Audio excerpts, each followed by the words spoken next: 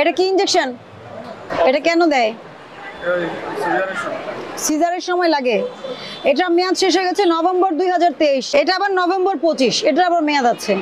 তা আপনি যে মেয়াদ আছে এবং মেয়াদ নেই এগুলো একসাথে মিক্স করে রেখেছেন, উদ্দেশ্য কি আপনার? ভালো আছেন সবাই? ওয়ালাইকুম সালাম। বসেন, যার যার দোকানে বসেন। হ্যাঁ, লাইসেন্সটা নিয়ে বসেন। মেয়াদ উত্তীর্ণ কোথায় রাখেন? লাইসেন্সটা বের করেন।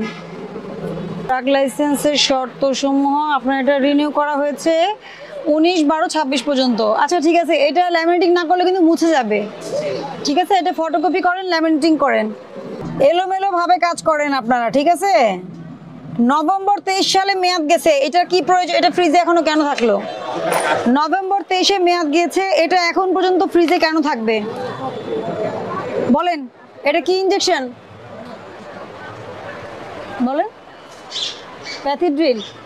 তাহলে এটা কেন দেয়? সিজারের সময় লাগে।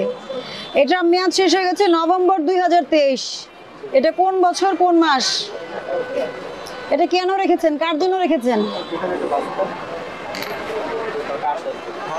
এটা নভেম্বর 24।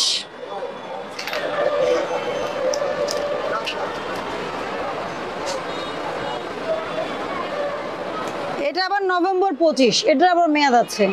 তা আপনি যে মেয়াদ আছে এবং মেয়াদ নেই এগুলো একসাথে মিক্স করে রেখেছেন, উদ্দেশ্য কি আপনার?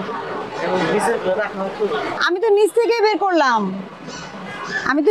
বের করলাম। এটা নভেম্বর 25-এ মেয়াদ যাবে, এটা 24-এ মেয়াদ চলে গেছে, 23-এ নভেম্বর মেয়াদ চলে গেছে। তার মানে কি আপনি একই ওষুধ আপনি 3 বছর ধরে এটা এখানে রাখতেছেন, আপনি তাহলে এগুলো সেল করবেন, আর কিছুই না। 2023 সালের নভেম্বরে মেয়াদ শেষ হয়েছে, 24-এর নভেম্বরে মেয়াদ শেষ হয়েছে, এইটা নভেম্বর 25-এ মেয়াদ শেষ হবে, এটা জুনে শেষ হয়েছে। এইগুলো সে ফ্রিজে সংরক্ষণ করছে। বলেন, এটা সেপ্টেম্বর 24-এ মেয়াদ শেষ হয়েছে, এটা কিন্তু 26 সাল পর্যন্ত মেয়াদ আছে। তাহলে আপনি এটার কি ডিক্লারেশন, কি ক্লারিফিকেশন দিবেন? এটা 26 সাল পর্যন্ত মেয়াদ আছে, মার্চ 26 পর্যন্ত। আপনি খুবই এখানে বাজে কিছু প্র্যাকটিস করছেন।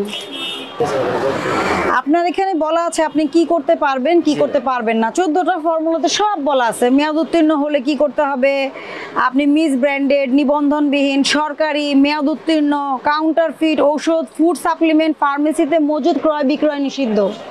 আপনি এটা 14টা পড়েন, আগে পড়ে নিয়মের মধ্যে আসেন, আর নাহলে কি করবেন, ভাঙ্গারির ওখানে ব্যবসা করতে হবে। মেডিসিন আপনার জন্য না। বুঝতে পারছি আমি? আপনাকে আমি সতর্কতামূলক 20,000 টাকা জরিমানা করলাম।